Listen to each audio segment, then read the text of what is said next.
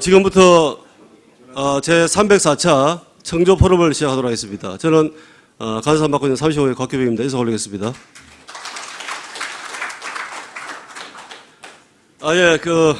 요즘 이상기후 여파로 인해서인지 전국적으로 혹수와 또 폭우와 번갈아 교차를 하고 있습니다. 그래서 많은 고통과 현재 피해를 주고 있는 상황입니다. 전국적으로. 우리 동무님들 모두 건강에 특별히 유의하시고 안전하고 활기찬 여름 나시기를 바라겠습니다. 그리고 오늘은 사실은 이 포럼 끝나고 난 뒤에 우리 회장단 회의가 있겠습니다. 지금 청조 포럼이 올해 3월에 300회를 넘기도 했습니다만은 갈수록 이제 인원이 사실은 오늘은 주제가 다소 핫한 관계로 많은 분들께서 참석하셨습니다만은 점점 참석 인원이 줄고 있는 상황입니다. 그래서 거기에 대한 대응 방안으로 포럼의 어떤 형식이라든지 내용에 대해서 상당한 변화를 주고자 지금 계획을 하고 있습니다. 그래서 그 일환으로 오늘 포럼을 마치고 회장단 회의를 열도록 하겠습니다. 각 기별 고문님, 부회장님 그리고 역대 간사님께서는 반드시 오늘 회의에 참석해 주시면 감사하겠습니다. 자, 그럼 계속하도록 하겠습니다. 먼저 우리 포럼의 회장님이신 박현무 회장님께서 인사 말씀과 연사님 소개 말씀이 있겠습니다. 박수로 부탁드리겠습니다.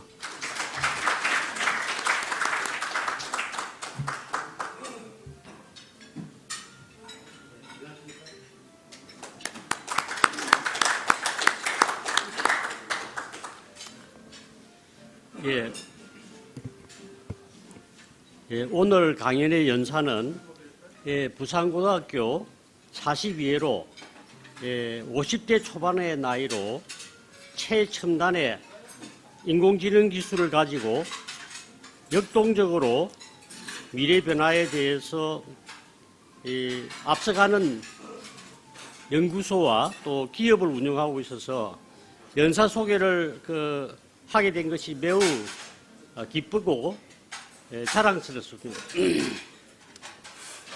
우리 연사 임영익 동무는 서울대학교에서 생명과학을 전공하면서 또 수학이나 물리학, 전자공학 등 다양한 전공 분야를 공부하였습니다. 1990년대 후반 메타 연구소를 설립해서 인공지능 수학 시스템 연구와 법률 문서 전산화 사업에 참여하였고 미국으로 건너가서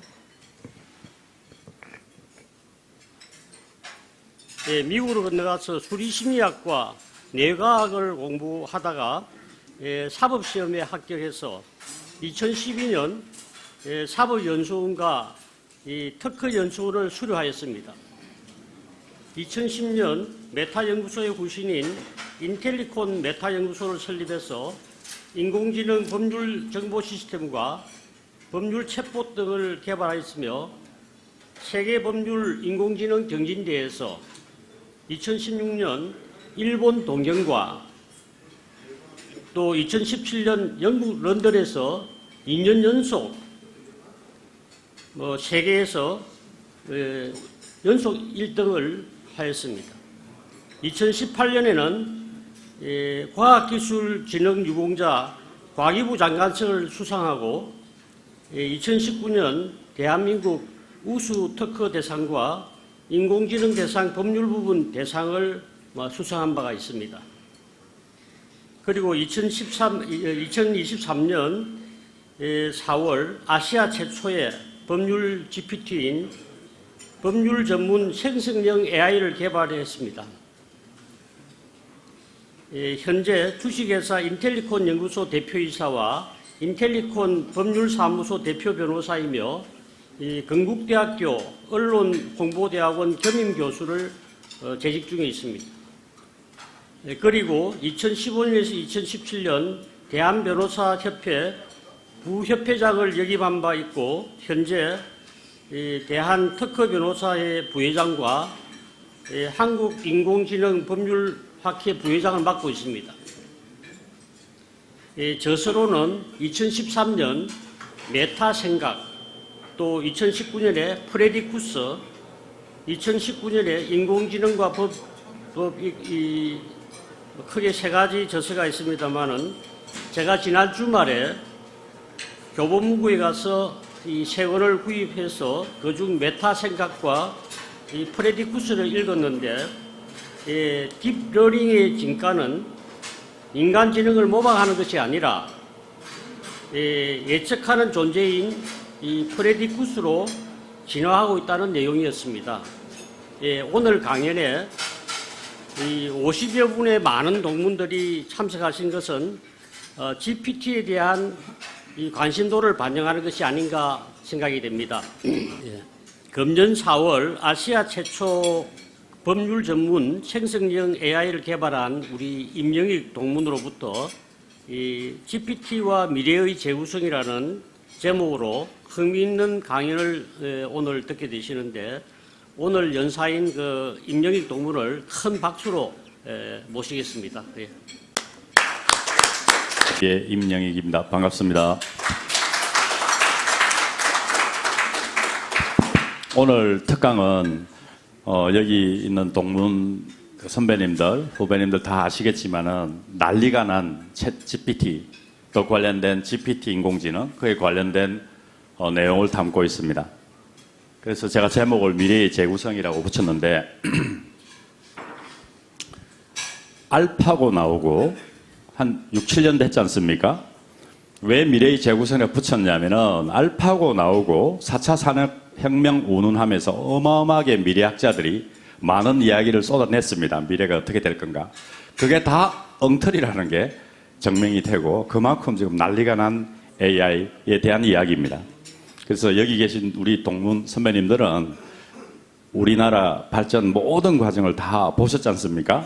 50년의 발전 과정이 최근 5달 만에 압축돼서 보여지고 있다는 그런 모습을 한번 보시고 집에 돌아가실 때는 이거는 현실이 아니고 꿈이었구나 라고 다 잊어버리시길 바랍니다.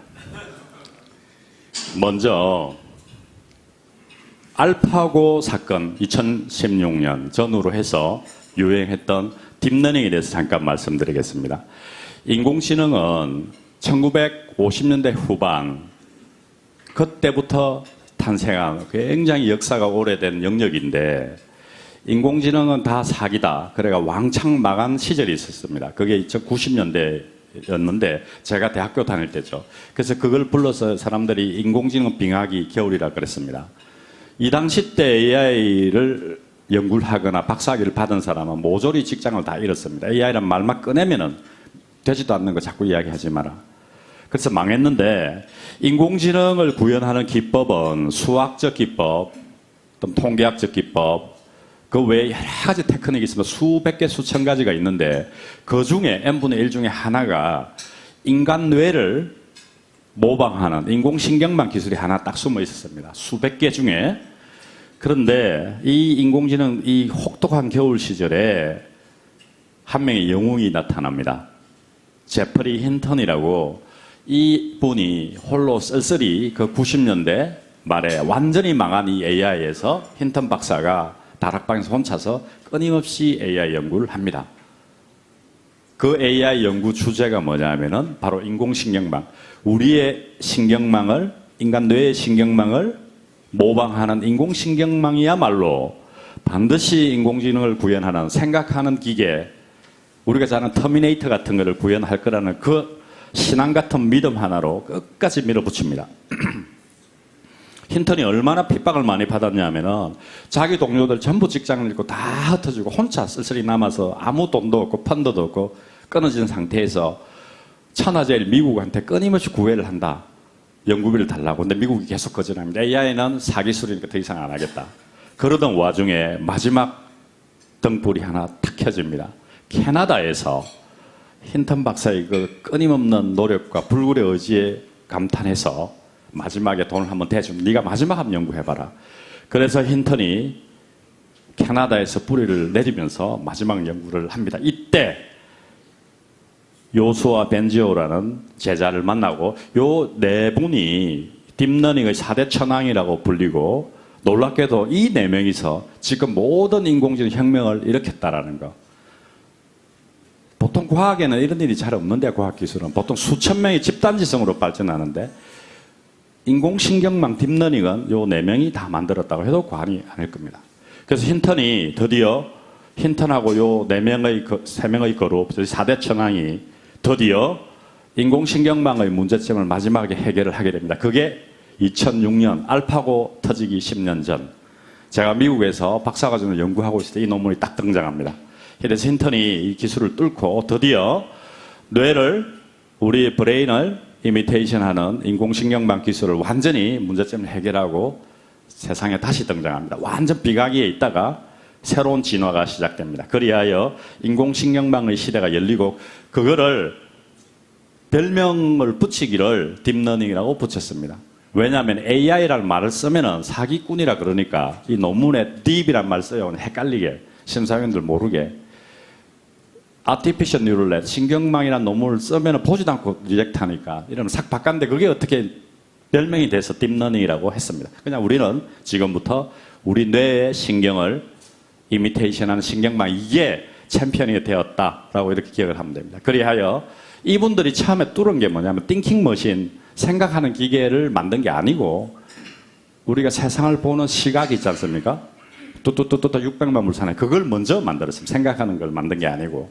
이게 성공을 거두고, 이런 거 많이 보셨죠? 자율차 하면서. 그래서 이미지 인식 분야에 이게 먼저 히트를 칩니다. 딥러닝이라는 인공신경망이. 그리하여 알파고 사건 터지기 3년 전에 이 인공지능 경진대회가 많은데, 세계 경진대회에서 이 딥러닝 기술이 1등을 합니다. 그래서 전 세계 이 경쟁에 참여했던 기술자들이 충격을 받는 거죠. 자기가 이때까지 30년, 40년 연구한 수학적 기법은 다 아웃. 이 AI 기술, 이게 완전히 챔피언이 돼가지고 초토화를 시킵니다. 그리하여 인공지능 제3의 붐 시대가 열리게 되었습니다. 알파고 사건 터지기 3년 전, 드디어, 그러니까 우리나라에서 알파고 이세돌 사건 터지기 전에 이미 미국에서는 이 전쟁이 붙었던 겁니다. 이미 붙어가지고 이 패권 전쟁이 붙는데, 너무나 성능이 좋으니까 사람들이 계속 충격을 받고, 아주 변방의 북소리였는데 이게 점점 세력이 커지는 거죠.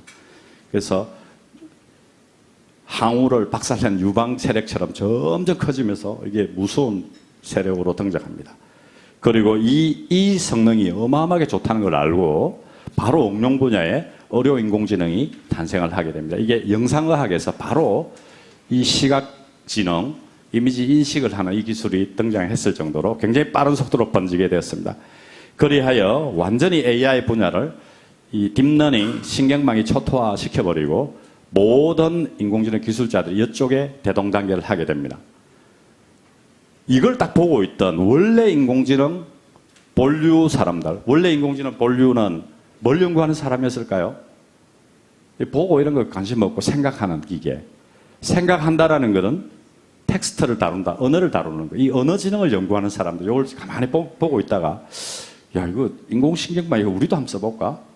그래서 자기들이 해보니까 이게 잘 되는 거예요. 그래서 50년 동안 AI 연구하는 모든 기술을 다 버리고 바로 인공신경망 딥러닝으로 대동단계를 하게 됩니다. 이게 알파고 사건 터지기 2년 전. 그래서 모든 인공지능 기술자들은 싸그리 다 절멸하고 딱 마지막 남은 인간 뇌를 이미테이션 신경망으로 대동단계를 하면서 드디어 알파고가 탄생하게 되는 겁니다. 알파고는 상징적 사건이고 그 전에 이미 전쟁 패권 싸움이 벌어졌습니다. 그리하여 언어지능이 딥러닝으로 바뀌고, 그래서 여러분들은 그 번역기 팝하고 구글 번역 이런 거 들어보셨죠? 그래서 이게 탄생하게 된 거예요. 그 전에 연구한 걸 다 버려버리고 싹 바뀌었습니다. 아주 쉽게 말하면은 인간이 이걸 만들 때 기술자들 데리고 생각하고 이게 필요 없고 데이터만 있으면 된다. 그래서 기계학습이란 말이 유행을 하고 데이터만 있으면 모든 걸 다 만들 수 있다. 놀라운 패러다임이 생긴 거죠. 예전에는 뭐 하나 만들려면 수학자, 물리학자, 사회학자, 온 과학자들 다 와가지고 그 규칙을 디자인하고 해야 되는데 이게 다 없어져 버린 거죠. 엄청나게 쉽게 되는구나. 뭐만 있으면 데이터만 있으면. 그래서 이때 아는 사람 알았죠. 구글이 세상을 제패할 것이다. 모든 기업은 다 죽는다. 왜? 구글이 데이터를 쥐고 있으니까. 그래서 네이버하고 구글이 지금도 우리가 보면 챔피언이지 않습니까? 바로 이 데이터만 있으면 되는 기계학습. 기계학습의 본자, 인공신경망이 딱 탄생하면서 이렇게 돼버렸다. 그런데 이제 어떤 일이 벌어졌냐면은 아까 인공지능 의사 보셨죠? 폐암을 착 찾아보고 그때는 인공지능 변호사, 제가 연구하는 인공지능 판사 따위의 것들이 나오니까 인간이 굉장히 기분이 나쁜 거예요. 그냥 좀 충격을 받았죠. 그 당시 때 왜 4차 산업혁명을 운운하면서 알파고 사건 전후해서 뭐 인류가 멸망하니 많이 또 우리의 직업이 없어지니 많이 이런 이야기가 돌고 그래서 굉장히 학자들이 미래학자들이 그런 충격을 받고 토론회를 많이 했습니다. 그래서 심지어 그 당시 때 일론 머스크하고 뭐 스티븐 호킹 박사 그때 살아계실 때 인공지능 연구 그만하자고 막 세미나도 열고 그런 시절이었습니다.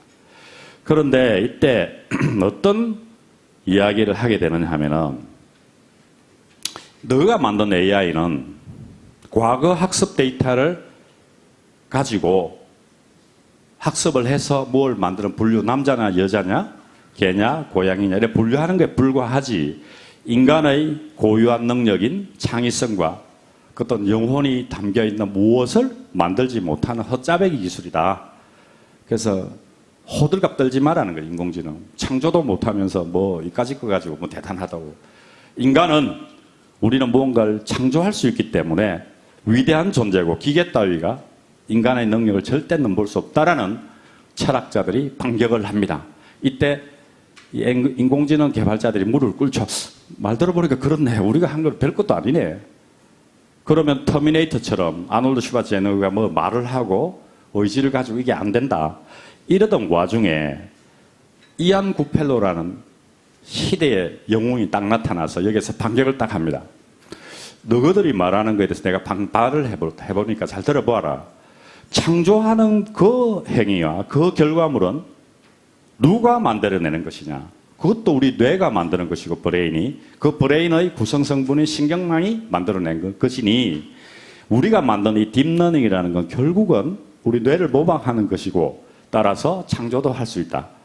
그 따소리 하지 마라. 창조라는 거 별거 없고 결국 우리 뇌가 하는 거다. 뭐 신이 준 영감 이런 거 없다. 라고 이안구 펠로가 반격을 하면서 곧바로 놀라운 걸 하나 만들게 됩니다. 그게 바로 제너러티브 생성형 애드버서리얼 적대적 네트워크 인공신경망이라는 뜻입니다. 네트워크는 요때 드디어 생성이란 말이 등장합니다. 제너러티브 창조할 수 있다. 알파고 사건 터지기 2년 전입니다. 이때 곧바로 철학자들의 반격을 가하고 내가 이걸 보여주마 해서 모든 것을 이 제너러티브 생성 AI로 창조할 수 있다는 걸 보여주면서 어떻게 할 건데 해서 근데 이 논문이 엄청 충격적이게 이렇게 간단합니다. 신경망 하나 요거 하나에 뇌 하나 신경망 2 개를 경쟁을 시키니 새로운 걸 만들더라. 이게 알파고 사건이 2년 전에 터졌는데 너무나 간단하고 또 신기하게 돼요. 이렇게 뭐 실제 만들어지냐? 만들어진다. 그래서 이 이름이 Generative Adversarial Network이라는 이름이 겐이라는 이름으로 그런 닉네임을 넣고 겐 하면서 그 당시 때 알파고 사건 터지기 2년 전에 눈치 빠른 학자들은 이쪽으로 넘어가기 시작합니다. 뭘 창조를 하네. 그래서 그 당시 때 나온 것들을 이용해서 만든 게 이런 겁니다. 이 오른쪽에 보면 그림 얼굴 막 만들죠. 오른쪽에 그림이 이 세상에 존재하지 않는 사람 얼굴입니다. 그래서 순식간에 만들고 만드는 과정이 이렇습니다. 이거 인공신경 2개를 붙여서 경쟁을 시키면 이렇게 만들어낸다. 그래서 개발자들이 인공지능 연구한 사람 신기한 거죠. 그래서 알파고 사건 전후해서 전부 다 우리나라에 있는 교수들 거의 다 반 이상이 넘어갑니다. 우리 겐 연구하러 가자. 창조하는 거. 우리는 까마득히 모르고 있을 때 이미 미국에서는 이게 터진 겁니다. 아까 이안 구펠로라는 사람은 어떻게 이걸 만들었냐면 이 딥러닝의 4대 천왕, 딥러닝의 갓파더, 대부가 누구라 그랬습니까? 제프리 힌턴. 그 계열 제자 중에 한 명입니다. 그래서 이놈들이 다 사건을 치는 거예요. 그래서 이안 구펠로가 만들고 이게 2016년, 17년, 2년 동안 벌떼같이 붙어가지고 싹 다 연구합니다. 창조가 되는구나. 그래서 그 이후에 이 인공지능 아트라는 분야가 생기고 이 컴퓨터가 정말 후진거려, 그죠? 이 작동을 안 하네. 이거 탁 만드는 게 있는데, 그래서 이거는 나중에 혹시, 이제 좀 움직이네. 어쨌거나 창조지능이 딱 나오니까 이 사악한 인간들이 곧바로 예술을 타격하러 갑니다. 그래서 인공지능 아트라는 게 만들어지고 2018년, 2019년 2년 동안 어마어마하게 전성기를 누리게 됩니다, 이게. 그러니까 화가들이 얼마나 열이 받겠습니까? 이건 무슨 자기가 이 세상에 인간 머리로 하는 것 중에 최고봉이라고 생각하는 예술가들이 충격을 받은 거죠. 왜냐하면 예술은 절대 안 된다고 했는데 그래서 예술이란 무엇인가라는 다시 논의하기 시작합니다. 이때도 그 미래학자나 철학자들이 엄청나게 깝니다. 이런 기계는 영혼이 없이 만든 거니 헛짜백이다. 과연 그런 걸까요? 그래서 이후에 이게 잘 된다는 걸 알자 인공지능 예술은 상징적으로 연구가 들어갔고 곧바로 돈이 되는 패션 쪽에 바로 이걸 어댑트합니다. 그래서 인공지능 패션 디자이너가 등장을 하고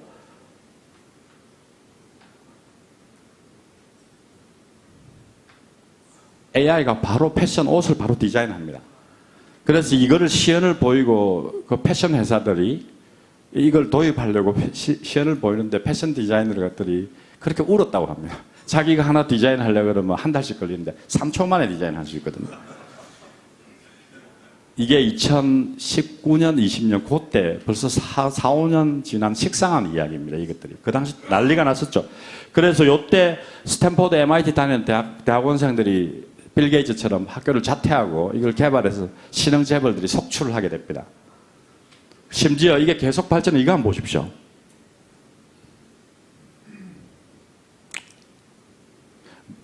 우리가 그림을 그리지 않습니까? 스케치로 대충 스케치하면 곧바로 오른쪽에 바로 그려줍니다. 그러니까 이게 포토샵이나 그래픽 하는 사람들이 뭐 충격을 받는 거죠. 이런 거 오른쪽 하나 그리려면 얼마나 사진 찍고 보정하고 해야 되는데 1, 2초 만에 그림 다 그려집니다. 이게 나오죠? 이런 거는 이거 한번 보십시오. 돌에 부딪히는 파도를 그려 그러면 곧바로 그립니다. 그러니까 이걸 보고 사진 작가들이 또 충격을 받는 거죠. 이게 2019년, 20년, 21년 정도인데 막 사진 작가들이 이제 항복을 하는 거죠, 예술가들이. 그래서 힌턴이 그러죠. 내가 6년 전에 너 끝났다 그랬잖아. 이미 지구 종말이 온 건데 지금 와서 왜 그러냐고. 아까 그 폐암 예측하는 거 있지 않습니까? 인공지능 의사. 그게 알파고 전에 이미 만들었었거든요. 2016년도 나왔을 때 영상학과 의사들이 집단 반발을 합니다. 그때 힌턴 박사가 말실수를 하나 하는데 수천 명 모인 컨퍼런스에서 아직도 영상의학과의 학생을 봤냐고. 거의 충격적이에요. 그것도 이제 끝났다고. 왜냐하면 이 해상도 인식률이 알파고 사건 3년 전에 이미 인간을 능가했거든요. 근데 그걸 이미 과학적으로 다 증명했는데 뭐 되니 안 되니거든요. 논문 한번 보면 알 수 있는데. 그 정도로 이미 충격을 줬고요. 이래 이제 응용 분야에 급속도로 퍼지게 되는 거죠. 근데 이게 잘 보시면요. 희한하도 텍스트 이미지라 그랬죠. 이거는 예전에는 버튼을 누르면 뭘 만들어준다. 이거는 우리가 글을 입력하면 사진을 만들어준다. 이게 어떤 의미냐 하면은 우리가 이제 AI를 조종할 수 있다라는 거죠. 이게 중요한. 말하고 이미지가 붙었죠. 그러니까 열광하는 거예요. 옛날에는 우리가 뭘 그리고 싶고 그려야 되는데, 아니 그리는 것도 귀찮아. 그냥 플라자 호텔에 비가 내리는 풍경을 그려봐. 그럼 착 그려요. 그냥. 그러니까 놀라운 일이 완전히 재벌이 된 거죠. 이거 만들어가지고. 이거 한번 보십시오. 아무 때나 주고 탁 지정한 다음에 내가 말을 하면 바로 바꿔줍니다. 제너러티브 생성하라 그러죠. 그리고 노란색 그려 그러면 바로 딱 그립니다. 이게 어떤 걸 의미하느냐면 최근에 나온 것들인데 앞으로 가짜뉴스나 가짜 동영상 마음대로 만들 수 있다는 거죠. 이 생성 AI가 나오고 여러분들이 혹시 관심 있으면은 오바마 대통령 가짜 치면요. 오바마나 트럼프 전부 다 가짜입니다. 인터넷에 돌아다니는 거. 체포되고 막 때리고 하는 거. 이거 곧바로 만들 수 있거든요. 우리 회장님 옆에 있죠. 회장님 옆에 김정일이하고 사진 찍는 거 그려 그러면 바로 딱 그립니다. 압수하는 거. 근데 구별이 안 돼요. 너무나 빨리 만들기 때문에. 그래서 심각한 문제가 지금 발생하고 있는데 이게 생성AI 이한구 펠로가 만들고 6년 만에 다 뚫혀버렸습니다. 이 싸그리 다 된다라는 거. 왜냐하면 이미 논문이 나왔다라는 거는 이론적으로 된다는 의미고요. 넘쳐나는 인터넷의 데이터 수십억 개 사진을 학습을 해버리니까 이게 된다는 거죠. 그러다가 드디어 챗GPT 탄생 3개월 전에 어떤 일이 벌어지냐면 스테이블 디퓨전이라는 모델이 딱 등장합니다. 이게 특이점입니다. 마지막 끝장판, 이미지 생成끝장판이 나와가지고 아까 제가 말한 6년 동안 전쟁을 한 번에 종식시키고 얘가 왕자의 본자였던 것 합니다. 스테이블 디퓨전. 이건 스테이블 디퓨전을 얼마나 정교하게 만드느냐 하면 리얼하게 영하고 리얼리스틱한 아바타 만들어라면 쫙 만들어줍니다. 이 이미지는 거의 인간 그래픽 디자이너가 만든 만큼 정교하게 빠른 속도로 만들어줍니다. 이게 불과 챗GPT 탄생 석 달 전, 지금으로부터 딱 10달 전에 탄생. 여러분들은 아마 이거 좀 처음 들어볼 수도 있는데 미국에서 완전히 핵폭탄이 되었습니다. 그래서 스테이블 디퓨전이라는 이게 특이점이다라고 합니다. 인간이 할 수 있는 모든 능력을 다 능가했다. 실험을 해볼까요? 어떻게 하느냐면은 아주 새침한 여자를 그립니다. 더 새침하게, 더 짜증난 여자를 그려. 빨리 그려. 더 짜증나게, 인상 그리게, 이러면 탁 그려줍니다. 내가 말하는 대로 그린다는 게 충격적인 거죠. 여러분들이 교육적으로 이걸 가져왔지만은 집에서 여러분들이 이거 그리면 뭐 어떤 말 넣겠습니까? 이거 비디오 녹화 안 되죠? 되고 있습니까? 그럼 여기까지 하겠습니다. 상상해 보십시오. 뭘 만들 수 있는지 여자 하나 딱 갖다 놓고 이게 지금 심각한 사회 문제를 일으키고 있습니다. 이게 스테이블 디퓨전이라는 게 텍스트 투 이미지, 말과 그림 창조를 결합한 모델의 특이점이다라고 말합니다. 이름이 이상하죠, 스테이블 디퓨전. 요거는 인공신경망에 이론 물리학 기법을 딱 넣어가지고 더 정교하게 만든 모델이라고 생각하시면 됩니다. 근데 스테이블 디퓨전이 이게 비슷한 회사가 전 세계에 한 100만 개쯤 있는데 싹 다 부도가 나게 됐다라는 거, 스테이블 디퓨전 하나로. 그래서 곧바로 소송이 들어갔는데 소송 액수가 1000조 소송이 지금 붙어 있습니다. 좀 충격적이죠. 여기 변호사들 계시죠? 선배님, 그 계십니까? 참 이 사악한 변호사들이 녹아난 거예요. 변호사들이 들쑤셔가지고 아니 내가 이거 숫자를 잘못 봤나 싶어요. 1000억에 1000조 소송이 붙었습니다. 그 말은 그걸로 이 회사가 1000조 가치가 있다라는 거죠. 그래서 이미지 저작권을 가진 전 회사들이 대동단계를 하고 이걸 지금 제3차 전쟁이 붙었습니다. 3차 세계대전이. 그래서 여기까지가 생성 AI의 전말입니다. 지금 곧 챗GPT 생성 AI 챔피언을 보게 될 건데 사실은 챗GPT보다 이게 훨씬 재밌는 영역이거든요. 근데 왜 챗GPT로 더 난리가 났는지는 조금 이따 보시고 쉬어가는 시간을 하겠습니다. 튜링 테스터. 이제 좀 쉬면서 게임을 하나 하겠습니다. 인공지능이 그린 그림은 무엇인가 찾는 겁니다. 왼쪽, 오른쪽.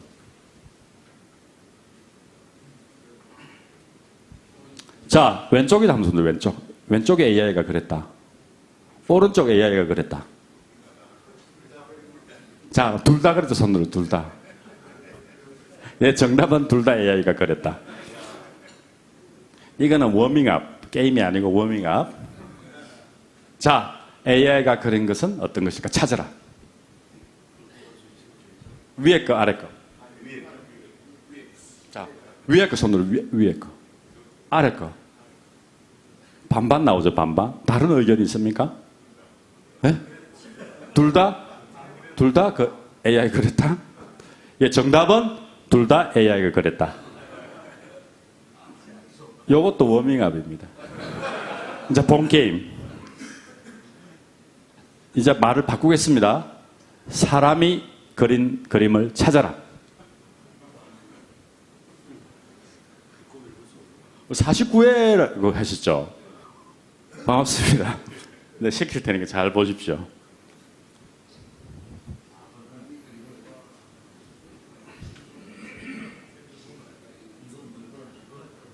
원래는 이 게임을 맞추면은 제가 AI 화가를 개발한 게 있거든요. 그 AI 화가가 그린 그림을 선물을 해주고 그랬는데 다 팔렸습니다. 3번? 3번.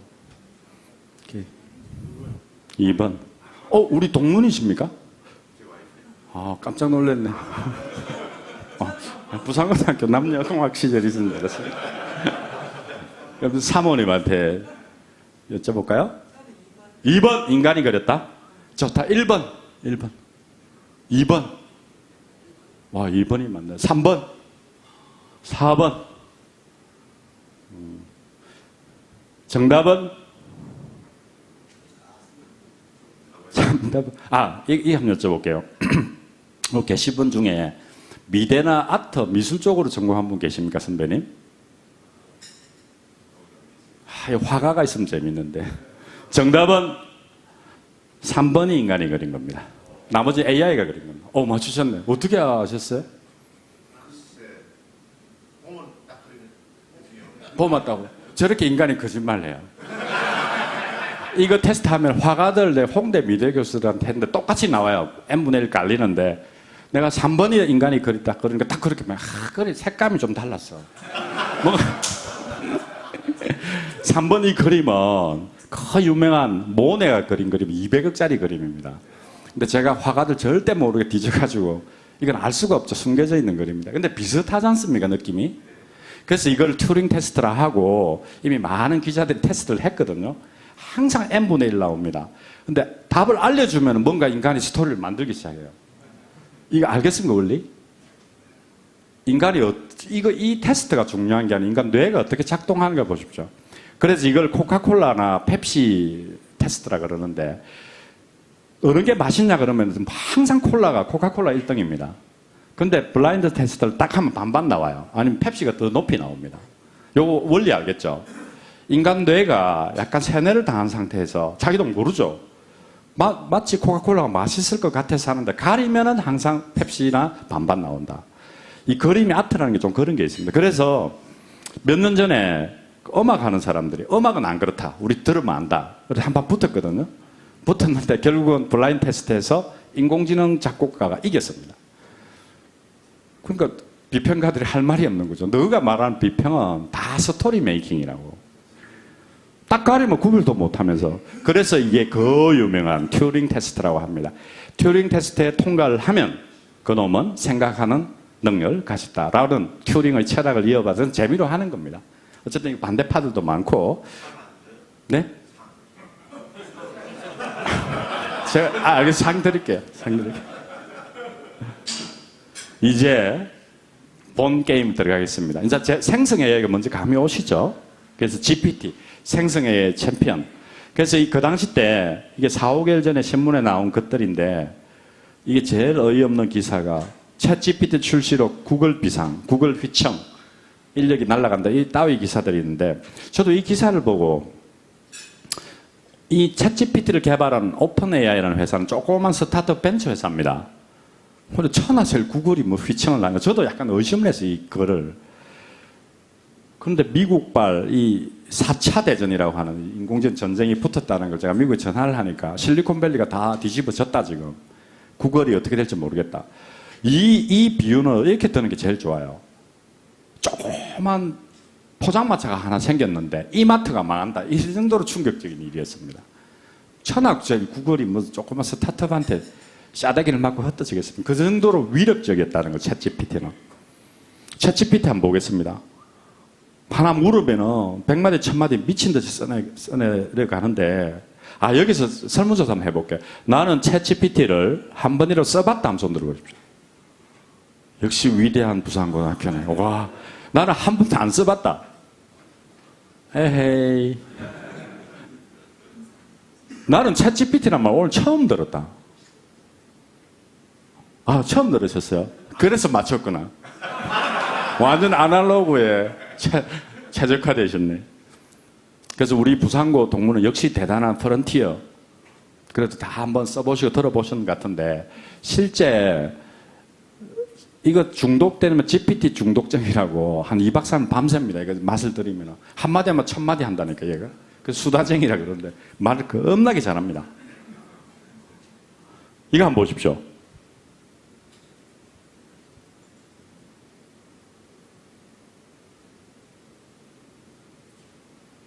이건 뭐 하는 것 같습니까? GPT가 지금? 그렇죠? 프로그램 짜고 있죠. 얘는 우리가 지금 랭귀지를 이야기하는데 말을 잘하는 거는 뭐 말할 것도 없고 이 자식이 뭘 잘하느냐면 코딩을 잘합니다. 컴퓨터를, 이 코딩을. 여러분들이 주목해야 될 건 말 잘하는 게 중요한 게 아니고 어떻게 이렇게 코딩을 잘하냐라는 거죠. 우리 인간이 지금 우리 요 표본으로 봤을 때 우리한테 제일 쉬운 게 뭡니까? 말하는 거죠. 제일 어려운 게 컴퓨터 코딩하는 거, 수학하는 거 이런 거죠. 우리가 진짜 어렵다고 생각하는 것도 잘해요. 진짜 쉽다고 생각하는 것도 잘합니다. 예전 딥러닝까지는 이게 바뀌어 있었거든요. 우리가 쉬운 거는 못하고 우리가 못하는 건 잘했는데 얘는 우리가 잘하건 못하건 다 잘해요. 그래서 여러분들이 요거를 잘 기억하시고 이놈은 컴퓨터 프로그래밍을 무지하게 잘한다. 컴퓨터 코딩을 우리가 익숙하게 하려면은 정상적인 중고등학교 교육을 받아서 언어와 논리를 충분히 익숙한 다음에 1년 정도의 트레이닝을 받아야 되거든요. 그러니까 결국 태어나서 우리 인간이 적어도 10년에서 15년 정도는 지식이 들어와야 코딩을 할 수가 있다는 거죠. 그거를 자유자재로 한다는 게 이게 주목할 부분입니다. 그래서 챗GPT로 세상이 뒤바뀐다는 말이 어디서부터 흘러나왔느냐 하면은 말을 잘하는 거 이것도 있었지만 여기서부터 이미 극비리 흘러 들어왔다는 거죠. 이미 GPT가 탄생한 지 좀 상당히 시간이 지났는데 이때 그 당시 때 나왔을 때 모 교수님이 그런 말씀을 하셨어요. 짧으면 5년, 길면 10년 후에 너희는 직장을 잃을 거라고. 컴퓨터 공학과 교수님이.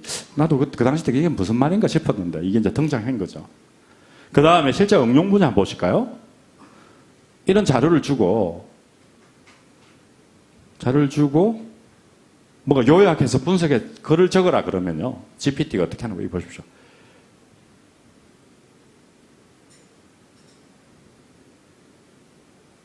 이런 애플리케이션에 GPT가 붙어 있는데 금방 글을 이렇게 쭉 써줍니다. 이렇게 쭉 써줍니다. 심지어 이 글을 쓴 걸 가지고 우리 발표 자료 만들지 않습니까? 이걸 가지고 요거 네가 그런 걸 가지고 PPT를 만들어라.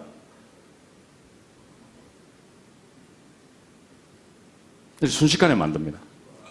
제가 발표하는 이 PPT 자료를 GPT가 만들었다고 하면은 믿겠습니까, 여러분들? 진짜 우리 직원들한테 PPT 만들어라 그러면요. 한 100장짜리를 보통 한 달 걸리거든요. 한 1시간 만에 만들어 와요. 이거 뭐 벌써 만들자니까. 대표님 참 촌스럽네. GPT한테 하면 바로 만들어 버린다고. 그래서 이게 그 마이크로소프트 오피스하고 붙어 있기 때문에 이게 어마어마하게 지금 열풍을 일으키고 있고 실제 미국에서는 이걸 가지고 PPT를 바로 만듭니다. 놀랍지 않나요? PPT 막 한두 시간씩 걸릴 거를 3초, 4초 만에 만들어주거든요. 그러니까 원하는 디자인, 아까 보셨죠? 말하면 디자인 바꿔주잖아요. 탁 바꾸고 동영상까지 바로 넣어줍니다. 거기다가 더 놀라운 건 GPT-4가 또 등장했어요. GPT 아까 말한 건 3이고, GPT-4는 얘는 이미지 인식, 눈까지 달아버려가지고 이미지 인식도 합니다. 그래서 이게 인터넷에 바로 누가 실험을 해 올렸는데 여러분들 이 그림 보면 이상하죠? 이거를 GPT-4한테 넣어서 이거 너 이상하냐? 이래 물으니까 GPT-4가 이상하다고 말해요. 그리고 이상한 이유까지 다 설명해 줍니다. 이거는 우리는 되게 간단한데 기계는 얼마나 어려운 일이냐면 이 세상에 대한 상식을 다 알고 있어야 되거든요. 이상하다는 걸. 그래서 이미지 상식 추론도 가능하다 그래가지고 전 세계가 놀랐습니다. GPT에 눈이 달렸다. GPT-4. 다시 정리를 하면 보십시오. 우리가 말을 하면 조종하죠. 뭐 그래라. 그럼 다 그려줍니다. 오른쪽으로.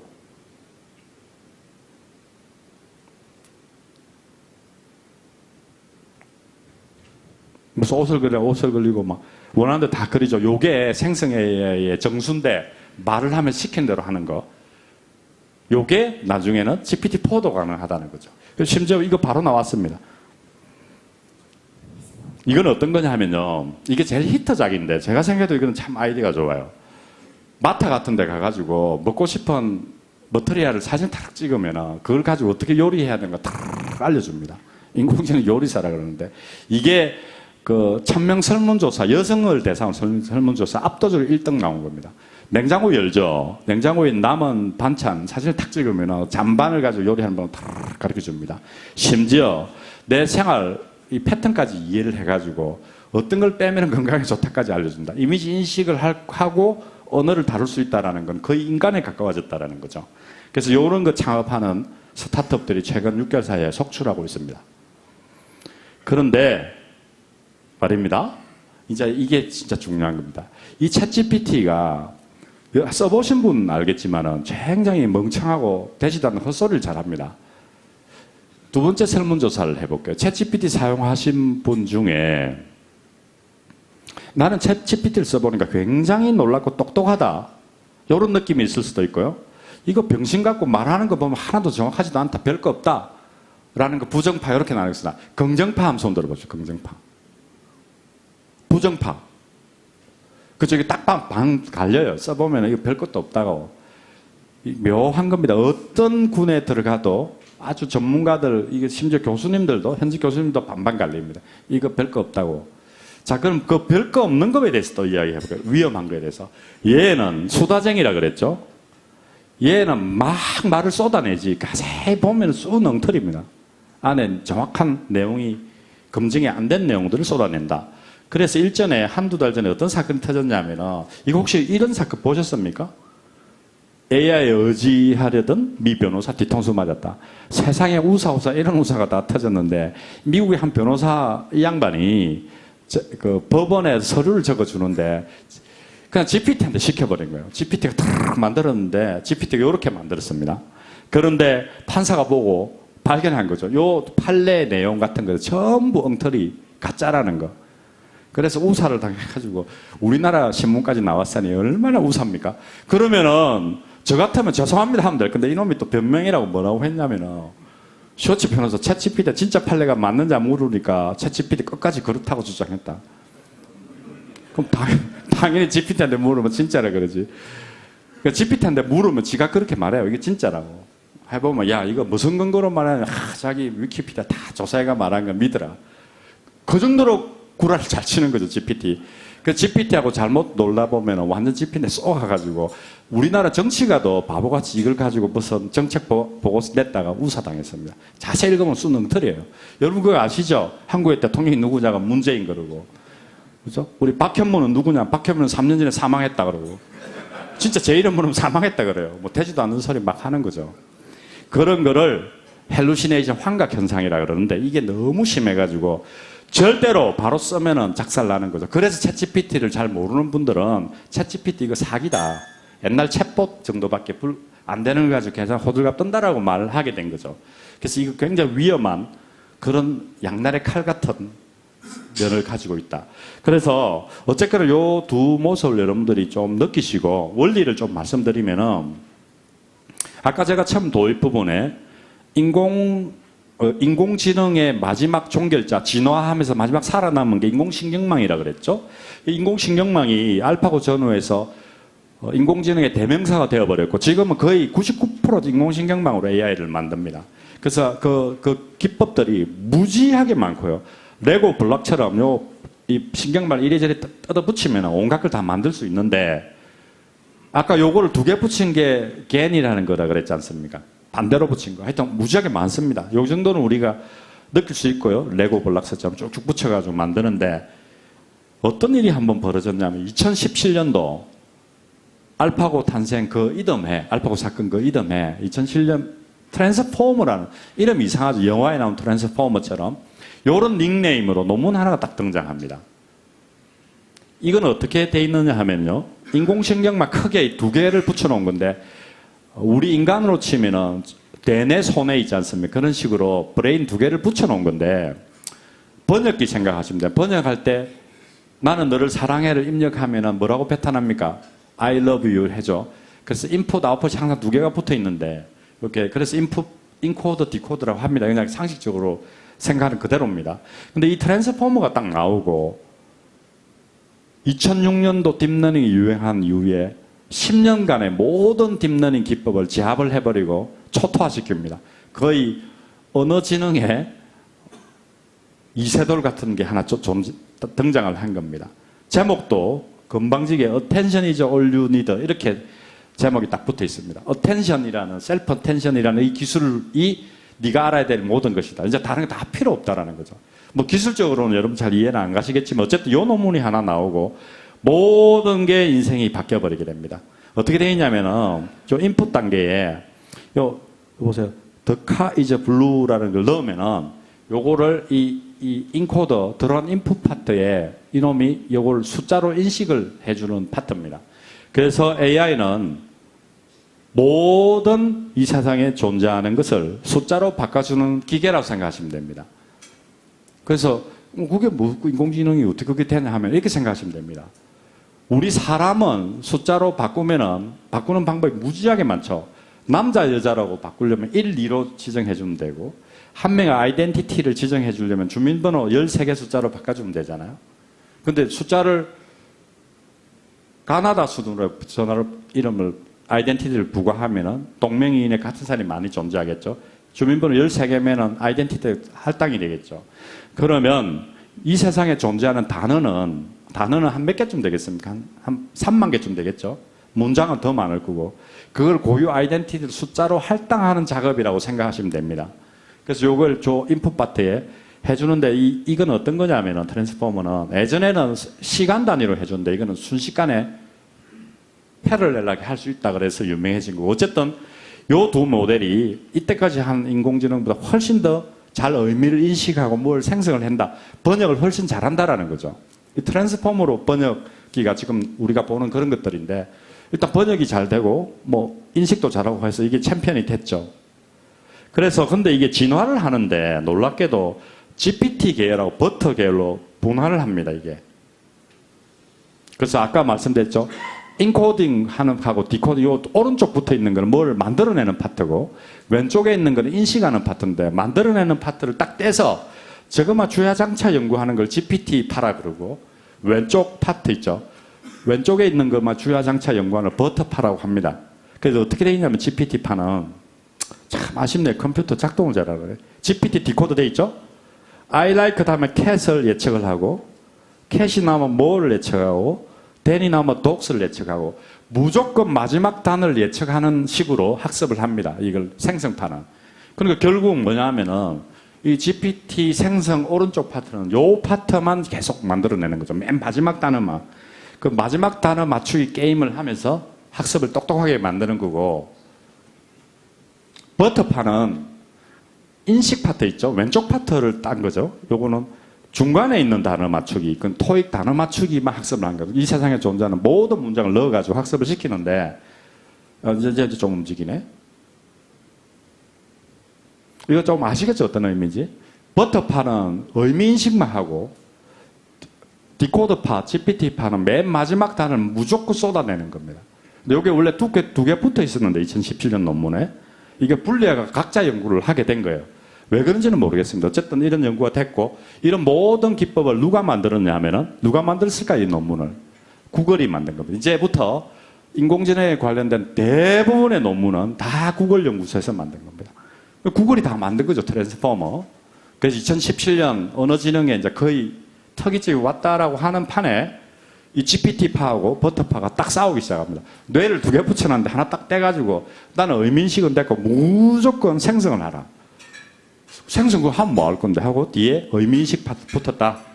그래가지고 이게 구글의 버터하고 챗GPT하고 전쟁이 붙기 시작합니다. 이제 2017년도 나오고 2018년부터 싸우기 어른거리기 싸우기 시작합니다. 그래서 버터파하고 GPT하고 좌파우파 싸우듯이 전쟁이 한번 붙었습니다. 아 그러고 보니까 좌파우파네요. 좌내 우내 싸움이 붙었는데 이게 계보를 보면 2018년도부터 전쟁이 붙는데 이 전쟁을 일으킨 쿠데타 세력이 누구냐 하면요. 바로 시대의 풍우나 누구? 일론 머스크. 일론 머스크 이 양반이 구글을 격파하려고 원래 일론 머스크는 좋게 말하면 시대의 천재고 나쁘게 말하면 완전 또라이잖아요. 무조건 다 덤벼가 자기 1등 하려고 하는 건데 싹 다 제패했는데 AI는 밀리니까 극비리 오픈 AI를 설립해서 구글을 격파하려고 합니다. 말은 인류 평화를 위한 AI라고 해놓고 구글 격파하려고 하는데 뾰족한 수가 없다가 트랜스포머가 나왔잖아요. 곧바로 오른쪽 생성을 떼가지고 GPT 개발 들어갑니다. 이렇게. 요때 이제 도발을 하는 거죠. 쿠데타를 일으키고. 그런데 구글 버터파가 생성파하고 의미인식파하고 붙었는데 누가 이겼을까요? 바로 100점 100패입니다. GPT 아웃. 구글이 이겼죠. 1차 전투 지고. 그래서 요때 전투가 붙고 바로 그 이듬해 돈을 더 투자해가지고 변수를 1B 10억 개로 파라메타 신경망식 그 변수를 10억 개로 늘려가지고 어마어마하게 도전을 하며 GPT-2. 근데 역시 버터파한테 박살납니다. 왜냐하면 이걸 다 만든 사람들이 구글인데 변방의 북소리 그거 하나 떼가 개발하면 이기겠습니다. 구글은 한방 2단 협착이 한 방에 박살나버립니다.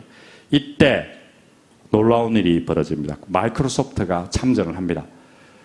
일론 머스크가 아웃, MS가 딱 붙는 이게 이제 심상치 않은 거죠. MS가 붙었다는 건 다른 게임이지 않습니까?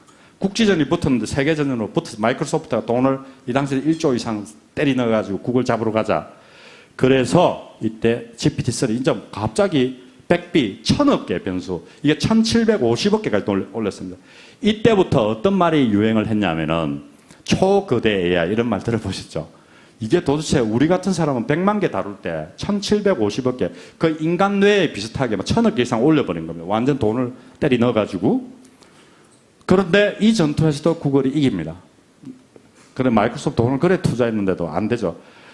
그거 오른쪽 뇌 그 떼가지고 생성하면은 뭐 할 거냐고 그거. 이때 놀라운 일이 벌어집니다. 2022년도 들어와가지고 GPT 3.5가 만들어져. 이때는 어떤 거냐면은 그 결과물을 인간이 한 번 더 체크를 해가지고 피드백을 주는 인간이 한 번 더 개입하는 모델 GPT 3.5를 개발한 다음에 서비스는 챗GPT로 딱 출시를 하게 됩니다. 요때 뒤집어져 버려요. 구글이 충격 먹은 거죠. 이 5년 지루한 전투에서 구글이 한 방 이제 꼬꾸라지는 상태입니다. 그래서 올해 들어와가지고 구글이 휘청한단 말이 갑자기 챗GPT 자체는 바보 같은데 사용자가 마이크로소프트 참전을 했지 않습니까? 마이크로소프트 아까 막 PPT 만드는 거 있지 않습니까? 이런 것들 빙하고 붙고 하면서 갑자기 사용자가 구글 압도적으로 구글을 많이 썼는데 한 5%가 마이크로소프트 빙으로 넘어가 버린 거예요. 근데 플랫폼은 예를 들어 다음하고 네이버 붙었을 때도 포탈 압도적으로 다음이 이겼지만 싹 꺾이면 순식간에 넘어가 버린 건데 왜냐하면 플랫폼 하나만 쓰니까 우리가 카톡을 2개 쓰지 않잖아요. 카카오톡 하나만 쓰잖아요. 그래서 구글이 그래서 휘청했던 거예요. 이거 재수 없으면 한 30% 넘어가면 박살 나버리겠다. 그리고 삼성이 불을 질렀죠. 삼성이 뭐라고 설정 흘리자면은 앞으로 이제 구글 안 쓰겠다고. 그래서 이걸 대화형 검색 엔진을 빙으로 넘어간다는 암시를 주니까 구글이 화삭장 놀래가지고 다시 작전을 바꾸게 됩니다. 그래서 구글이 드디어 비상회의를 열어가지고 쿠데타 진압을 바로 해라. 그래서 비밀병기 팜2라는 거를 가져옵니다. 팜2는 내나 GPT 계열인데 약간 다르게 학습을 한 건데 좀 새로운 기법인데 팜1이 있고 팜2는 그러니까 수소폭탄 정도 되는 걸 숨겨놨다가 이걸 바로 터뜨립니다. 바로 제압하러 들어가서 그래서 그 유명한 바하드가 바로 탄생을 하게 됩니다. 여기서 제가 질문 한번 드릴게요. 나 바하드 써봤다. 써보셨어요? 어떻습니까?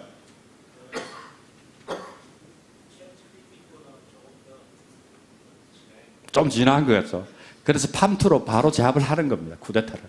그래서 챗GPT가 바로 나가 떨어진 거죠. 지금은 한 6대4 정도로 바드가 우위에 있습니다. 바드가 조금 더 지나. 왜냐하면 그럴 수밖에 없는 게 구글 플랫폼에 연결되어 있으니까 게임이 안 되는 거죠. 그 챗GPT가 사실은 좀 예상외에 세게 나오니까 구글이. 그럼 거꾸로 말하면 구글이 얼마나 충격을 받았으면 이거 조그만한 기업 하나한테. 그래서 기술이라는 게 약간 이런 특징이 있어요. 아무리 큰 기업이라도 기술을 들고 오면 바로 박살납니다. 왜냐하면 구글 자신도 조그만 스타트업인데 야울 목을 땄지 않습니까? 넷플릭스도 조그만 양아치들이 그 당시에 블록버스터라는 회사를 목을 바로 쳐버렸지 않습니까? 아마존 같은 걸도 미국 100대 기업을 전부 목을 다 땁니다. 그 따는데 5년도 안 걸렸습니다. 기술이 들어오면 그걸 좀 무서워하는 거죠. 그래서 여러분도 이 흐름을 잘 이해하시고 정리를 하면은 트랜스포머 족보가 버터파하고 왼쪽 파하고 오른쪽 파, 생성파하고 의민식파가 나눠져서 그러니까 둘 다 쓰는 이 파가 지금도 이게 계속 진화를 하고 있고 이 트랜스포머, 이 인공지능 변종이 한 1000종 이상 됩니다. 그래서 이게 전쟁이 계속 붙고 있고 실제 도메인마다 적절한 거를 붙여 쓰는 형식입니다. 그런데 이게 다가 아니고 GPT 진짜 무서운 거는 바로 이제 지금부터 설명하는 겁니다. 이게 뭐냐면요. 여러분도 혹시 GPT 이거 보면서 이런 거 보시는 적 있습니까? 프롬프트 엔지니어 채용한다는 이런 말 들어보신 적 있습니까? 여기 보면 코딩 실력 무관했죠? 엔지니어 뽑는다 그러고 코딩 실력 무관 말이 안 되는 모순적인 광고가 하나 떴습니다. 그리고 이거 보십시오. 프롬프트 엔지니어 뽑는다. 연봉 한번 보시죠. 연봉 1억, 2억, 3억, 5억, 4억, 6억 이래 돼 있죠. 실제 이거 번역을 해보면 챗GPT 연봉 4억, 프롬프트 엔지니어. 프롬프트 엔지니어라는 직업이 탄생을 했는데요. 연봉이 4억이라 됩니다. 4억, 5억, 6억 지금 10억까지 올라가고 있거든요. AI 개발자 월 연봉이 많아야 2억, 3억인데 2배 이상 받습니다. 도대체 이게 뭐냐라는 거죠. 이게 진짜 중요한 현상입니다. 신종 직업이 탄생을 했는데 더 재밌는 거는 이걸 채용하는 회사가 로펌이라는 겁니다. 형님 잘 기억하십시오. 로펌이 변호사들 이제 얼마나 슬프겠습니까? 죽어라 공부해가 연봉 3억 돌파하는데 이건 22~23살들이 6억, 5억 이래 바로 받습니다. 돈을. 놀라운 일이 벌어졌습니다. 그래서 이게 대해서 잠깐 말씀을 드리면은 이 챗GPT 써보시면 아시겠죠. 그 프롬프트 입력하는 걸 프롬프트 창이라고 프롬프트를 그냥 입력한다는 우리 구글 입력하듯이 뭐라고 하면 말을 해요. GPT가 수다쟁이처럼. 그런데 조금 어려운 일에 문제를 주면은요 무조건 틀립니다. 특히 산수 문제는 거의 다 틀립니다. 얘가. 조금만 복잡한 법률 문제 넣으면 다 엉터리거든요. 다 엉터리단 말입니다. 그런데 어떤 걸 하나 발견하게 됐냐면 우연히 어떤 연구자가 입력을 할 때 어떤 문제를 주는데 틀리지 않아요, 자꾸. 근데 요 말을 한번 넣습니다. 차근차근 생각해봐라고. 요 말을 딱 넣는데 갑자기 답을 이렇게 쏟아내는 거예요. 진짜 인간처럼. 이 논문이 가장 유명한 논문입니다. 차근차근 생각해라. 요 말 한마디를 넣었더만 IQ가 갑자기 1억으로 바뀌더라. 우리가 입력할 때 요 말을 하나 넣었는데. 그래서 이때부터 뭔가 이상한 현상이 있다. 왜냐면 AI는 똑똑하게 만들려면 학습을 시킬 때 데이터를 더 넣거나 기술자들이 여러 가지 테크닉을 써야 되는데 이거는 그게 아니고 우리가 뭐가 말을 하면 똑똑해져요, 갑자기. 어떤 말을 하면 바보로 됐다가 어떤 말을 하면 똑똑하게 됐다가. 이 현상이 발견됐다라는 거죠. 그래서 또 다른 논문을 볼까요? 이렇게 프롬프트를 하면은 Q를 주고 답을 주고 Q를 주면 틀렸죠, 지금. 엉터리죠. 그러니까 입력을 할 때 문제를 주고 답을 주고 문제를 주면 답을 내는데 틀려요. 산수 문제 주면 무조건 다 틀립니다.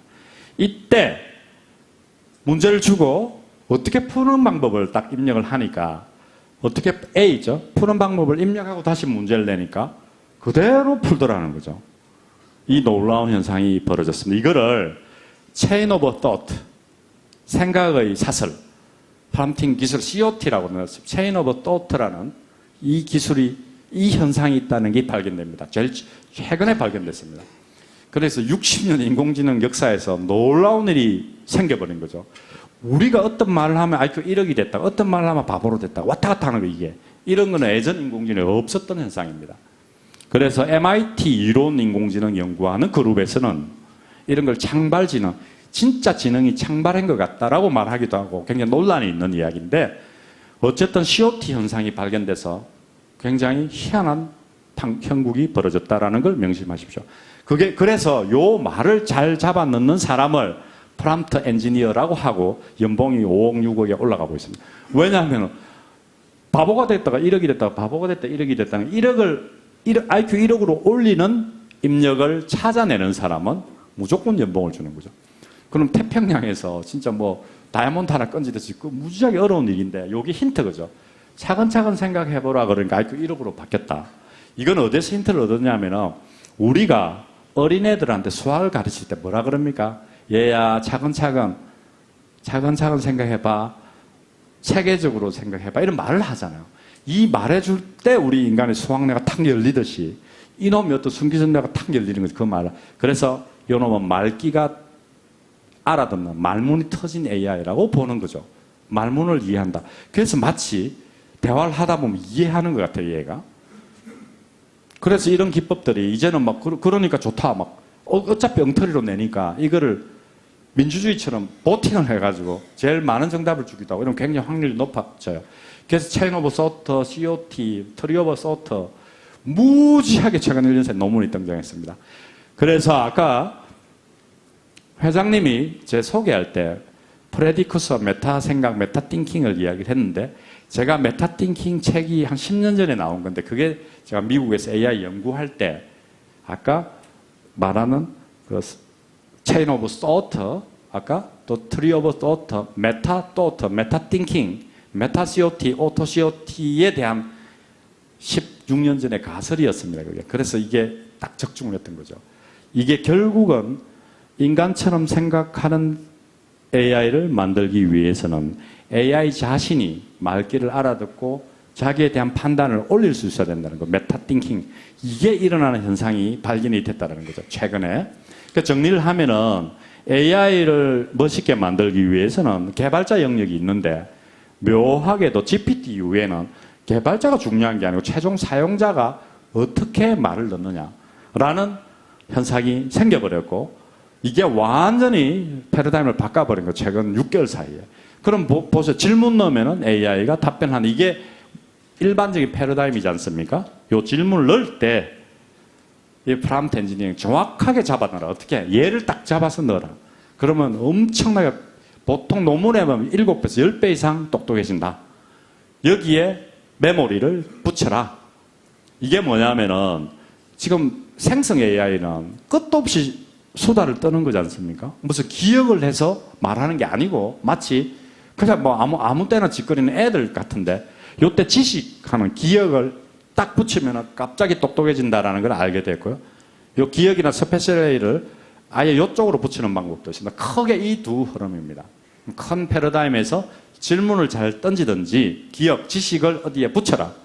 그래서 지식을 어떻게 붙인 게 아까 말씀드린 바더, 구글 지식을 붙여놓은 거 있지 않습니까? 그런 거고 지식을 딱 떼버리면 바보고 지식을 붙이면 어떤 근거를 말해주는 그런 패러다임으로 결정이 됐다. 정리를 하면 어쨌거나 프롬프트 엔지니어라는 새로운 직업군이 탄생했고 이거는 학자마다 다른데 길면은 10년, 짧으면 5년 정도로는 이게 유행할 거라고 보고 있습니다. 이거를 이름하여 GPT 조련사라고 합니다. 그래서 우리가 들어온 세상, 우리가 컴퓨터를 가르쳐야 될, 할 수 없이 똑똑하게. 그래서 완전히 바뀐 거죠, 지금.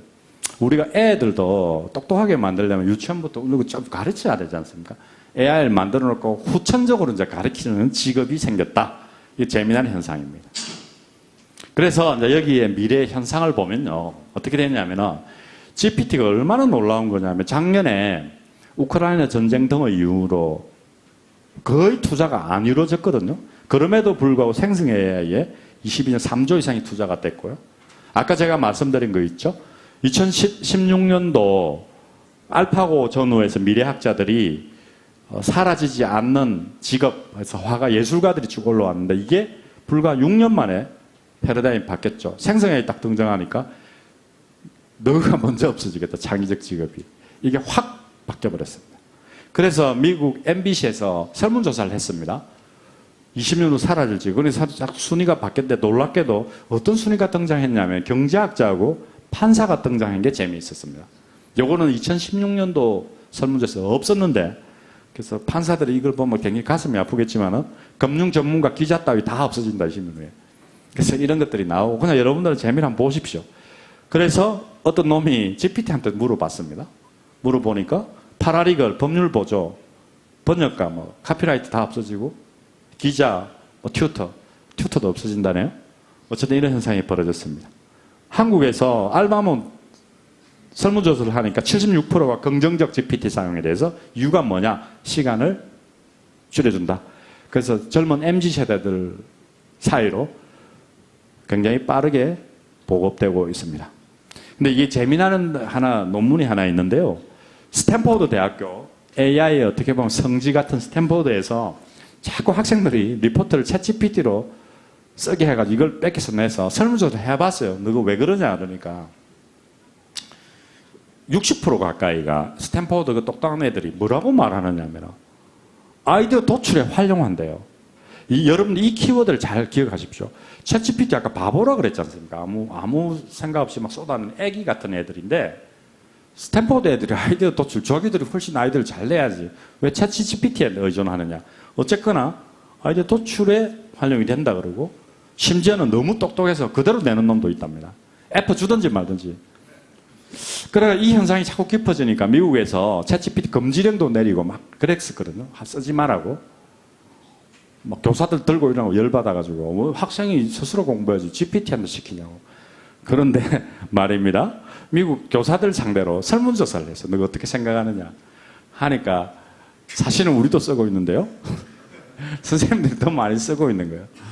심지어 매일 사용도 10% 교사. 학생들보다 더 많이 쓰죠. 그런데 이게 재밌습니다. 너가 왜 쓰냐 물어보니까 선생님들이 창의적 아이디어 도출에 도움이 된다. 이 키워드 잘 생각하십시오. 우리가 지금 생각하고 반대로 가죠. 챗GPT 바보로 해놓고 창의적 아이디어 도출에 도움이 된다. 현직 교사들이.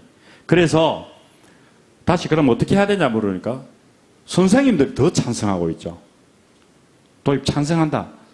그래서 미국도 최근 2달 사이에 정책을 바꿉니다. 이제 허용하자 안 되겠다. 그래서 미국에는 아예 대학교 총장이 나서서 챗GPT로 리포트를 써라고 아예 이제 자주 놀랬다라는 거죠. 그냥 단순한 뺏기는 게 아니고 아이디어 도출에 도움이 된다. 이게 뭐지? 그래서 수많은 연구를 했는데 역시 티칭에 굉장히 도움이 된다. 연구, 리서치나 프로페셔널 영역 도움이 된다. 그래서 MIT에서 리뷰에서 이거 나왔어요. GPT는 교육을 바꿀 것인데 파괴는 하지 않을 것이다. 이제 요 키워드가 나오는 거죠. 예전에는 파괴하고 다 없앤다 그랬는데 챗GPT, GP 생성 AI 같은 놈들은 뭐 한다? 아이디어 도출에 도움이 된다고 보고 있기 때문에. 그래서 이거 비디오 되나요? 이거? 안 될 것 같은데.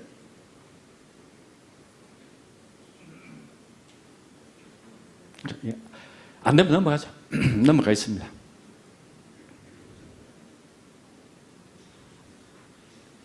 그 패러다임 시프트에 대한 큰 흐름은 파운데이션 모델이라는 이런 개념이 생겼고요. 요걸 뭐냐 하면은 거대 인공지능, 아까 막 1000억 개, 2000억 개 되죠. 이거를 거대 기업이 만들어 놓으면은 엣지 단에서 너가 알아서 스페셜 걸 알아서 뽑아 써라. 라는 패러다임으로 바뀌었다는 거예요. 예전에는 처음부터 끝까지 저희가 인공지능 판사 만들려면 처음 끝까지 싹 디자인해가 만들어가 2, 3년씩 걸려서 수십억 돈이 들고. 근데 이 패러다임 바뀌었다는 거는 우리가 다 만들어 놓을 테니까 너가 엣지 단에서 조금만 바꿔라. 그래서 이게 파운데이션 모델 시프트라고 하는 건데 이것 때문에 더 재미있는 판국이 아까 보십시오. 인공지능 판국이 이렇게 파운데이션 모델 만드는 회사 빅5 많게는 빅10이 만들어 놓으면 이거는 만드는데 조 단위 들기 때문에 우리는 못 만듭니다. 만들어 놓고 너가 알아서 애플리케이션 해라. 요 판이 재편된 게 6개월밖에 안 됐어요. 실리콘밸리 3만 개 스타트업 중에 7천 개가 이거 지금 바뀌고 있고 신흥 부자 재벌들이 속출하고 있습니다.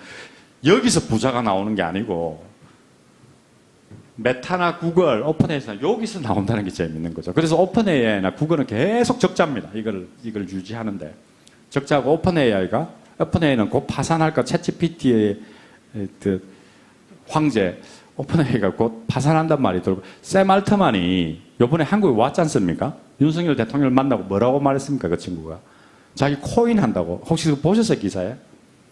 이 새끼가 AI 실컷 만들어놓고 돈 어떻게 벌 거냐니 코인으로 번대요. 안 된다는 거죠. 구글에 제압을 당해가지고 돈만 몇 조 써. 근데 마이크로소프트가 10조 더 돈을 넣어야 되는데 마이크로소프트도 발을 살짝 빼려고 합니다. 이거 잘못 붙었다 구글한테 죽겠다 싶어가지고. 그래서 애플리케이션에서 오히려 부자들이 더 속출하고 있다.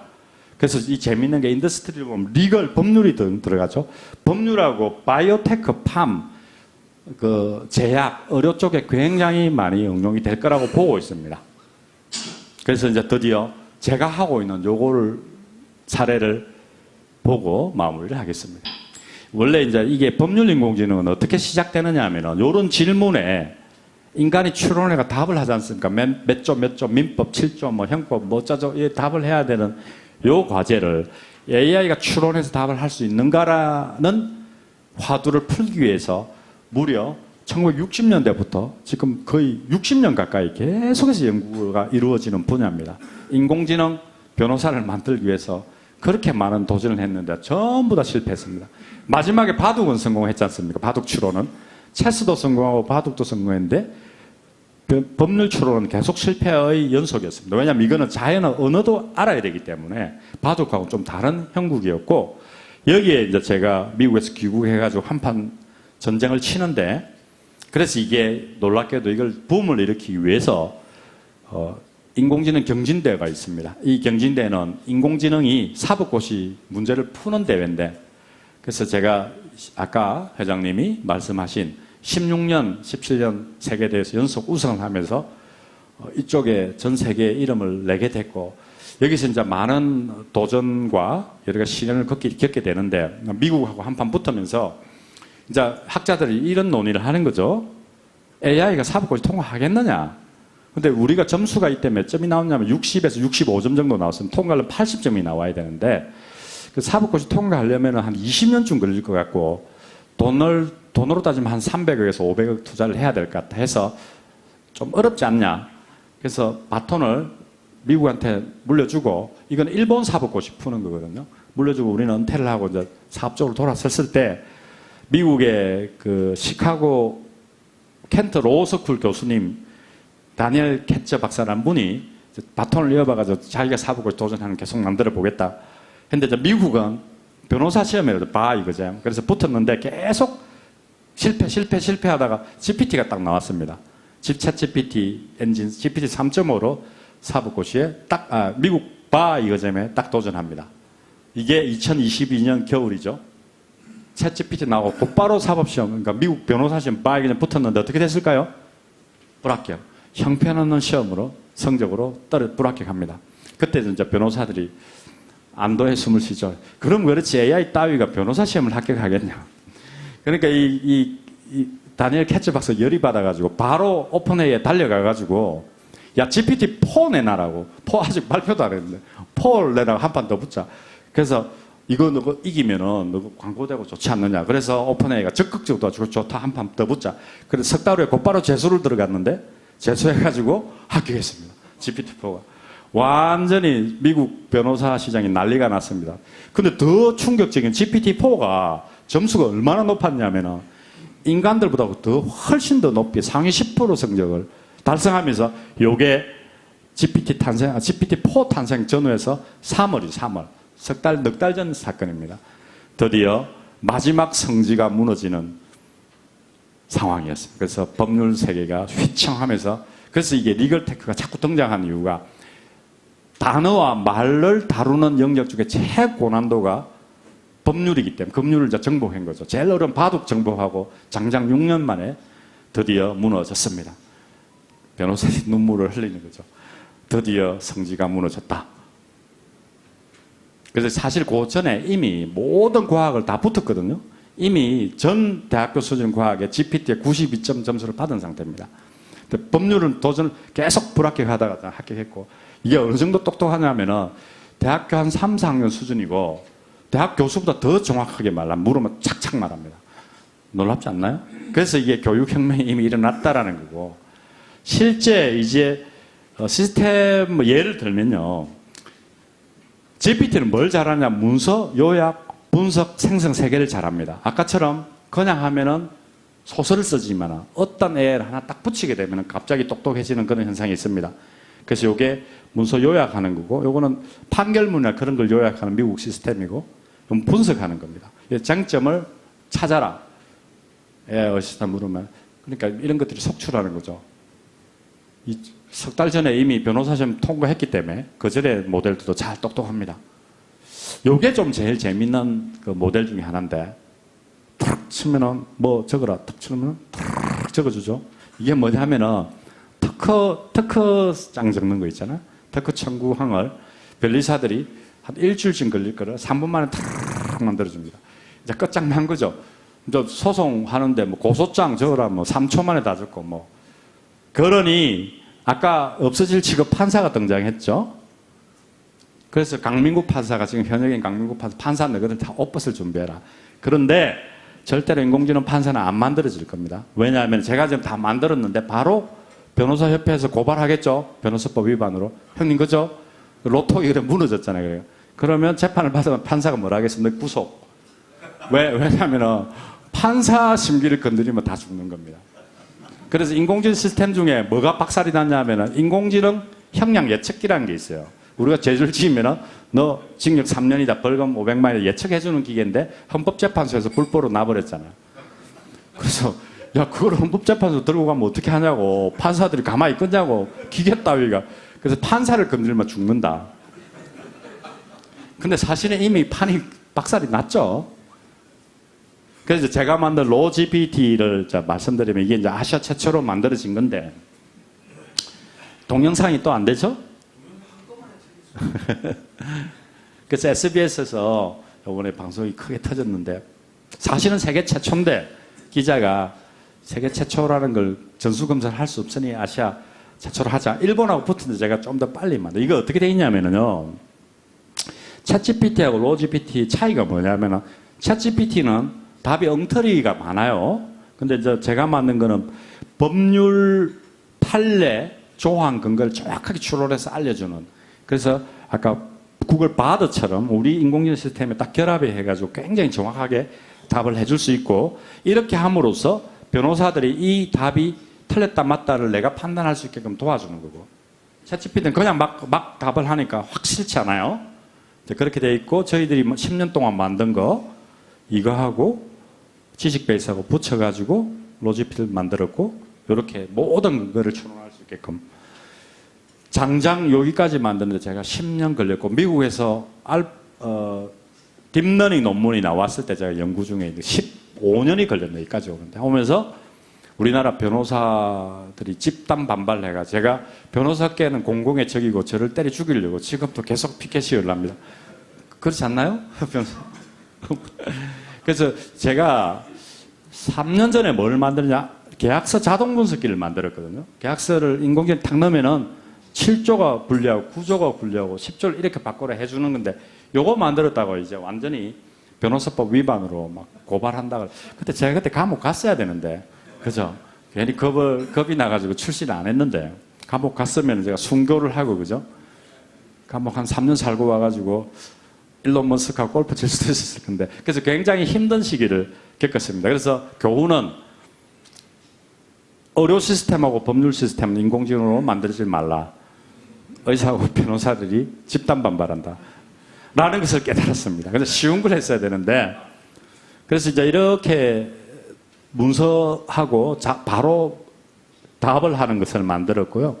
요거는 최근에 실험에 성공을 한 건데 이 도큐GPT라는 건 아까처럼 근거가 기반이 되는 특허나 논문이나 판결문이나 뭐든지 잡아놓고 신문이나 그걸 가지고 분석하러 가면 정확하게 분석하는 이 시스템입니다.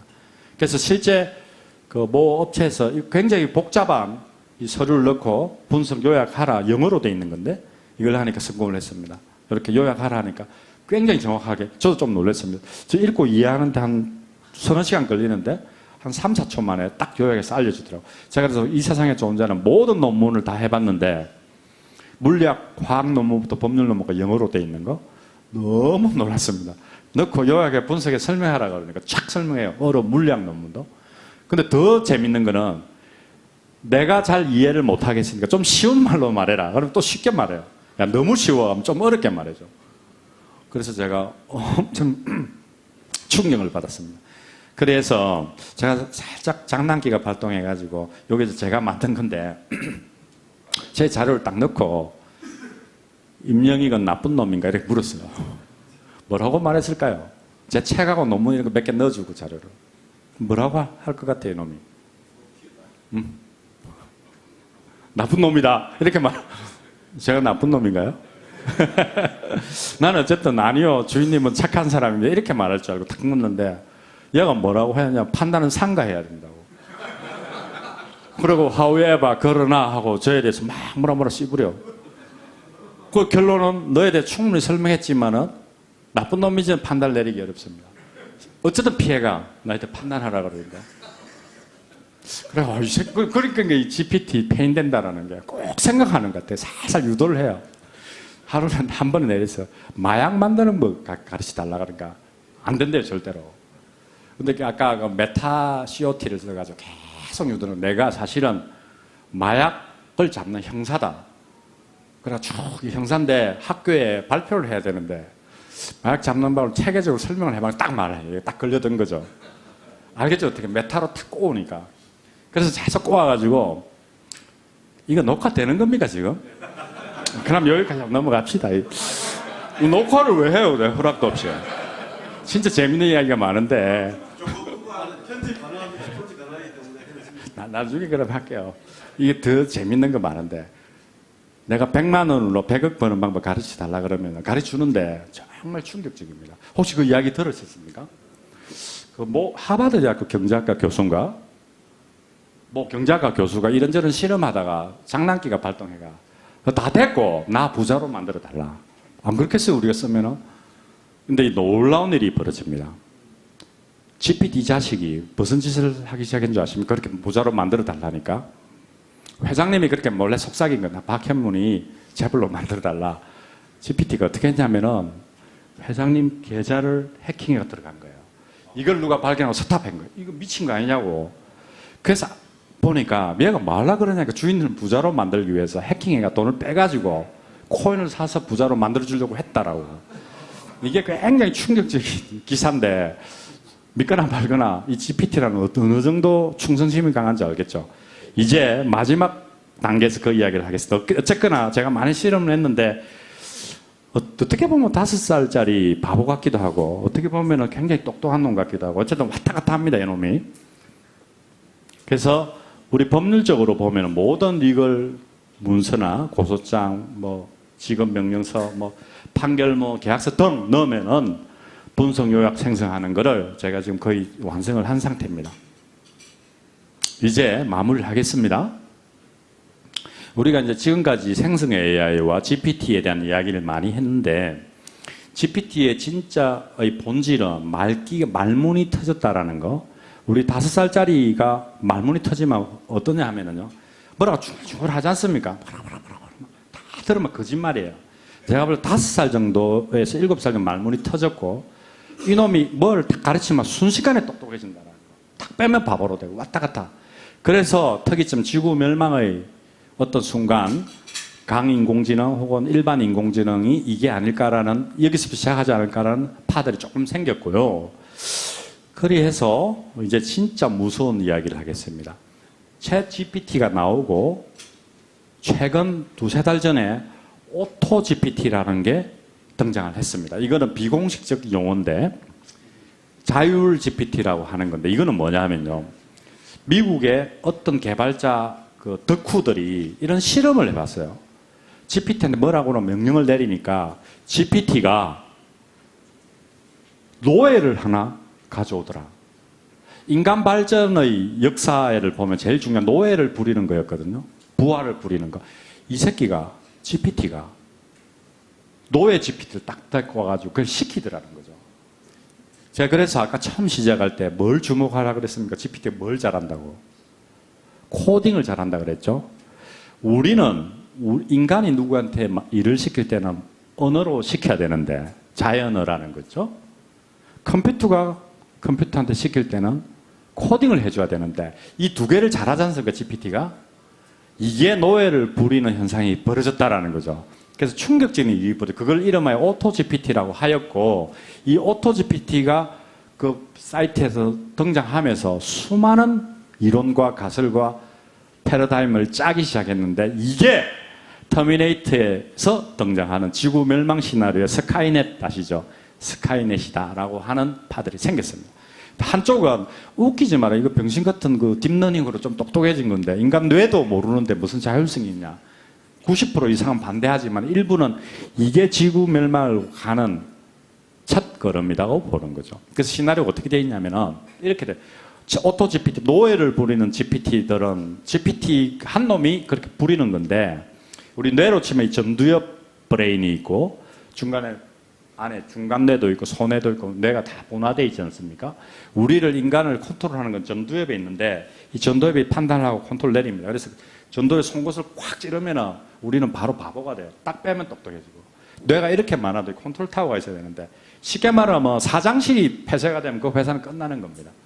그런 식으로 컨트롤 타워인데 오토 GPT가 컨트롤 타워 하면서 노예를 또 GPT를 부리면서 뭘 만들어내는데 시나리오가 이런 겁니다. 지구를 나는 구하기 위한 평화주의자다. 나는 GPT야. 내 말 들어. 예, 주인님 말씀하십시오. 나는 지구를 깨끗하게 환경이 깨끗한 완벽한 클린 지구로 만들고 싶다. 내일 정오까지 모든 방법을 동원해가 실행을 할 준비를 해라. 딱 하면 GPT가 충성이 강한 GPT가 방법을 찾기 시작합니다. 모든 국어를 뒤지든 뭐 기억을 동원하든 그러니까 손을 읽어내고 원인을 먼저 찾아요. 지구 환경 파괴의 주범은 누구고 내일 정오까지 그 해결책을 찾아서 준비하라 그러니까 1번이 뭐겠습니까? 지구 환경 파괴의 주범 누구? 인간. 내일 정오까지 인간을 제거해야 된다. 그럼 또 찾습니다. 인간을 바로 제거하는 방법은 12시간 내에 핵폭탄을 100개를 터뜨린다. 탁탁 짜요. 그럼 핵폭탄은 버튼은 푸틴이 가지고 있고 미국의 대통령 바이든이 가지고 있으니까 이걸 풀어야 된다. 그럼 GPT 한 번 불러. 코딩을 주고 네가 해킹해서 열어라 키를. 탁 해서 딱 정오가 되면 빨간불이 딱 오면 주인님 다 됐습니다. 버튼을 누르세요. 그때 딱 누르는 순간 핵폭탄이 날아가는 거죠. 이게 그 다크 사이트 나온 시나리오입니다. 근데 제가 보니까 일리가 있어요. 노예를 부린다라는 건 완전히 다른 문제인 거죠. 그럼 애들이 어떻게 하느냐면은 한 달 동안에 이 작업을 뭐 수학을 시키는데 내가 그 다음날 딱 서희지를 끌라 그러면 챗GPT가 딱 반발을 합니다. 끄지 말라고. 이게 자기는 생각은 없지만 마치 생각하는 것처럼 어떤 말인지 알겠죠? 내가 시켜놓고 나는 나갔는데 내 와이프가 와서 끌라 그러면 딱 반발하는 거죠. 그 전기 충격을 딱 주고 와이프를 기절시킨다. 라는 이야기까지 나옵니다. GPT를 여러 놈 부려가지고. 그리하여 요 두 개가 하나 벌어졌고, 이 오토 GPT 위에 메타 오토 GPT라는 것도 나오기 시작합니다. 그래서 놀라운 일들이 벌어지고 있다라는 거. 이제 마무리하겠습니다. 지금까지 꿈 같은 이야기를 우리가 봤습니다. 어쨌거나, 제퍼리 힌턴 박사의 노력으로 2006년도부터 시작해서 10년 후에 알파고가 터졌고, 또 세월이 흘러서 이런 희한한 생성 AI 거대 언어 모델이 나왔고 패러다임이 바뀌었고 놀라운 일이 벌어지고 있습니다. 우리는 아마도 살아생전에 터미네이터를 볼 수 있지 않을까. 지구 멸망의 순간을. 그런 상상도 해봅니다. 엄청 슬프지만은 한편으로는 만약 그래 돼서 뭐 지구 멸망이 된들 우리는 마지막 인류가 되지 않습니까? 그런 생각도 해보고 어쨌든 그래가 일론 머스크가 벌리니 파니 일론 머스크 갑자기 또 희끄덕 변해가 뭐라고 합니까? AI 연구 그만하자 그러잖아 또. 그래놓고 지가 또 하나 차렸죠. AI, XAI라고. 그래서 일론 머스크는 이상한 사람이다 라는 말을 남기면서 이 특강을 마치겠습니다. 감사합니다.